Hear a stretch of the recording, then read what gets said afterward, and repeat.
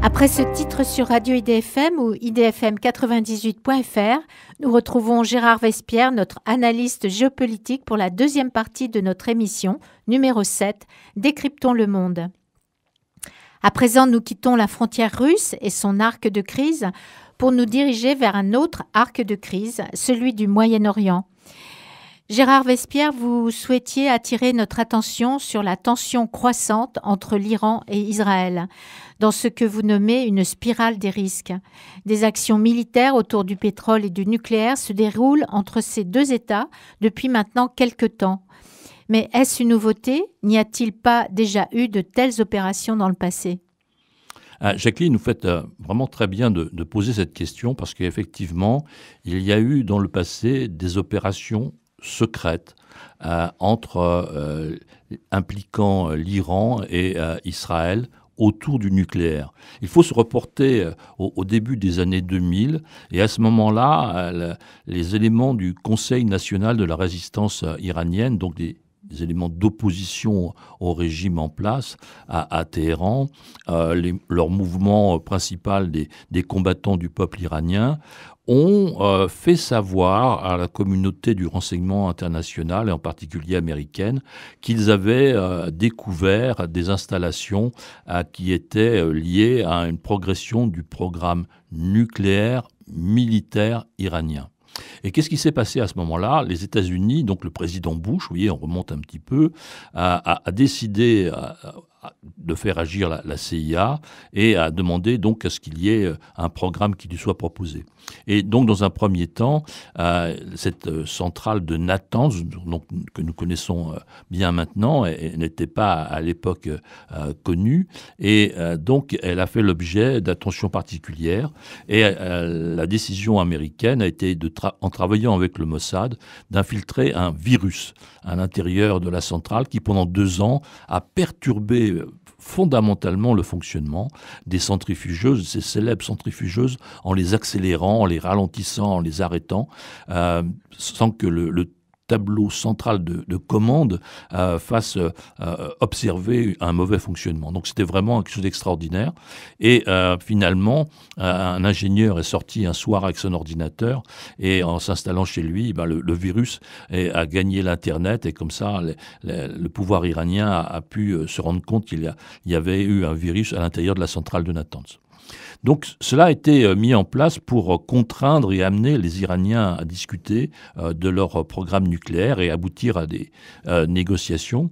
Donc cette étape ayant été découverte, on est passé, il faut le savoir, à des éliminations physiques de grands responsables nucléaires iraniens, dont par exemple le fondateur de la Société des savants atomistes iraniens, qui ont été physiquement éliminés. Il y a eu 4 interventions, donc vraisemblablement pilotées par le Mossad, à l'intérieur de l'Iran, de 2010 à 2012. Et donc, à la suite de ça, des négociations ont commencé secrètement à s'établir entre les États-Unis et donc l'Iran. Et quand Rouhani a été élu en 2013, il a pu annoncer « Nous avons décidé » d'établir des négociations, de débuter des négociations, mais parce que l'Iran avait eu le bras tordu par ces opérations secrètes menées en particulier par le Mossad, donc par les Israéliens. Des opérations secrètes et violentes ont donc eu lieu il y a maintenant plus de 10 ans. Elles se sont arrêtées puisqu'il y a eu l'accord de Vienne du 14 juillet 2015, connu aussi sous le nom de JCPOA. Mais alors, pourquoi ces opérations ont-elles repris? Pourquoi ne sont-elles plus secrètes puisqu'elles se déroulent pratiquement au grand jour? Eh bien, maintenant, effectivement, il n'y a pratiquement plus d'installations secrètes actives, en tout cas, en Iran. Donc, les choses se déroulent au grand jour. Et deuxièmement, il y a eu, avec la décision américaine de sanctions pétrolières vis-à-vis de l'Iran, l'ouverture d'un nouveau champ de conflit. Il s'agit donc du champ des installations et des moyens de transport pétroliers. C'est donc dans ce domaine que le conflit actuel entre l'Iran et Israël connaît des épisodes importants. important, puisqu'il y a eu des attaques de l'Iran sur des moyens de transport, donc des pétroliers d'autres nationalités, japonais, anglais, coréens, mais aussi, bien sûr, sur des bâtiments battant pavillon israélien. Donc, il y a eu un déplacement des attaques du nucléaire vers le pétrole, parce que effectivement, le combat et les sanctions américaines se sont déplacées du domaine nucléaire vers le domaine pétrolier. Et donc, comme en réponse à ces sanctions américaines sur le pétrole, les Iraniens sont petit à petit sortis des critères techniques de l'accord du JCPOA, en augmentant leur taux d'enrichissement de l'uranium, en augmentant leur stock d'uranium, en augmentant le stock d'eau lourde, en augmentant le nombre de centrifugeuses. Eh bien, les Israéliens ont été amenés aussi à intervenir à nouveau sur les installations industrielles et nucléaires iraniennes, d'où les interventions par cyberattaque. Donc on a évoqué tout à l'heure le virus historique. Non, maintenant il s'agit de déstabiliser des installations aussi industrielles, soit autour de l'armement. Ça a été fait dans une usine en Iran au cours de l'année 2020, et plus récemment donc cette interruption électrique à la centrale de Natanz. Donc on est vraiment à nouveau dans des actes de sabotage entre les deux pays, et qui couvrent donc aussi bien le nucléaire que le pétrolier. Et il ne faut pas oublier aussi les interventions de frappe israélienne en Syrie sur des milices iraniennes ou sur des troupes iraniennes. Donc on a un triptyque de conflits entre les trois pays, militaire par la Syrie, pétrolier et nucléaire. Et donc l'escalade a connu un point d'orgue au mois de novembre l'an dernier, avec l'élimination d'un très haut responsable iranien, Mohsen Farizadeh, qui a été donc tué au cours d'un de ses déplacements avec un dispositif très très sophistiqué. Donc cela a franchi un pas supplémentaire dans l'escalade entre les deux pays. Vous venez de nous le dire, hein, l'élimination de ce très haut responsable du programme de recherche nucléaire iranien a été un choc pour les Iraniens, mais aussi un nouvel échelon dans l'escalade entre les deux pays, j'imagine. Les Iraniens ont-ils mené des opérations de réponse à cette escalade ? Alors, de même nature, non. Il n'y a pas eu d'élimination de hauts responsables israéliens menés par les Iraniens. On n'ose pas imaginer les conséquences d'un tel acte. Mais il y a eu effectivement des cyberattaques iraniennes vers Israël. On a évoqué des interventions dans les réseaux de distribution d'eau. Et c'est effectivement un élément très important et stratégique pour Israël que ces réseaux d'alimentation en eau dans un pays qui est effectivement avec un désert, le Negev. Bon. Donc voilà, il y a eu des attaques de ce type-là, et des attaques aussi non signées sur des pétroliers et des bateaux israéliens, comme on a pu l'évoquer déjà. Et donc récemment, il y a eu aussi une attaque sur la centrale de Dimona, donc on pourra en reparler, mais aussi plus récemment une intervention israélienne sur un pétrolier iranien. Et cette fois-ci, pour la première fois, il y a eu 3 morts iraniens sur un bateau. Donc on est toujours dans des réponses et des actions réciproques de part et d'autre, et avec donc une escalade petit à petit.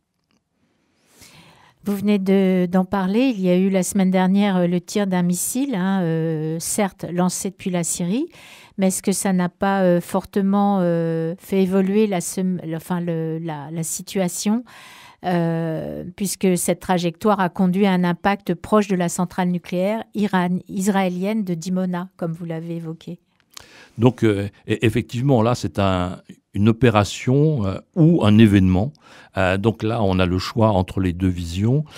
Opération dans la mesure où elle serait volontaire, événement ou dans la mesure, ce missile lancé de Syrie, qui est un missile anti-aérien. Donc ce n'est pas un missile balistique destiné à à être lancé d'un point A depuis le sol et puis d'atterrir à un point B en Israël avec une charge donc militaire importante. Là, c'est un missile de longue portée, 250 à 300 km, mais qui est destiné à abattre des avions.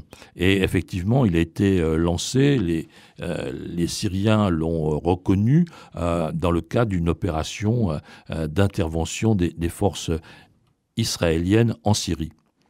Et donc ce missile a poursuivi sa course. Il a peut-être été effectivement hors de contrôle des Syriens et il a fini sa course près de la centrale de Dimona. On ne connaît pas exactement la distance, c'est certainement de quelques kilomètres ou une petite dizaine de kilomètres, mais la proximité de cette installation nucléaire israélienne historique, Dimona a vu le jour juste après la naissance du centre de Saclay en France. Donc il y a un historique très important entre nos deux pays à ce sujet-là. Donc c'est une installation historique nucléaire israélienne et donc cela a créé effectivement un émoi particulier. Donc chacun essaye de minimiser l'opération. Est-ce que effectivement c'est une opération volontaire ou un événement qui s'est déroulé en dehors du contrôle des Syriens qui ont lancé le missile? Vrai ou faux, c'est difficile à dire, mais en tout cas, on est en présence de ces deux versions.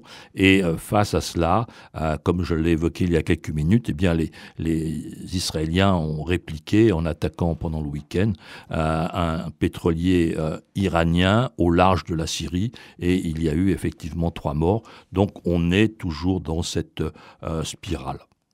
C'est ça, on est à même de craindre cette fameuse spirale des risques entre ces deux États. Très directement, oui, puisque maintenant on a, si vous voulez, 3 domaines d'affrontement. Donc un domaine d'affrontement militaire en ce qui concerne la Syrie, puisque les Israéliens bombardent plusieurs fois par mois, des installations, des transports, des sites, qui abritent soit des équipements, soit des militaires ou des milices iraniennes en Syrie. Vous avez, comme on l'a évoqué à plusieurs reprises, ces interventions sur des installations ou sur des bâtiments pétroliers. Et donc, vous avez aussi, bien sûr, le grand registre nucléaire. Donc, on a 3 registre sur lequel des opérations interviennent. Ces opérations interviennent donc de façon maintenant relativement systématique et surtout avec des délais qui se rapprochent. Donc il y a une réponse quelques jours seulement après une action de l'autre partie. Alors, d'un autre côté, il ne faut pas oublier qu'il y a des parrains dans ce conflit. Il y a le parrain russe pour l'Iran et puis le parrain américain pour Israël, qui peuvent prendre leur téléphone et leur dire eh bien écoutez, cher filleul, essayez de lever un petit peu le pied. Mais il y a potentiellement aussi l'accord de Vienne à venir qui peut freiner cette escalade. Donc nous sommes devant un processus quand même inquiétant avec donc des parrains qui peuvent sauvegarder la situation et potentiellement l'accord de Vienne, à nouveau un Vienne 2 qui puisse mettre fin à cette spirale. Merci Gérard Vespierre de nous avoir fait rentrer prudemment dans ce labyrinthe explosif que constituent les relations entre l'Iran et l'État d'Israël. Merci d'avoir attiré notre regard vers les risques inhérents à cette situation géopolitique. Chers auditeurs, c'est la fin de notre émission hebdomadaire Décryptons le monde. Merci d'avoir partagé ces 30 minutes avec nous. Les replays de chacune de ces émissions sont sur le site idfm98.fr et vous pourrez les réécouter bien tranquillement.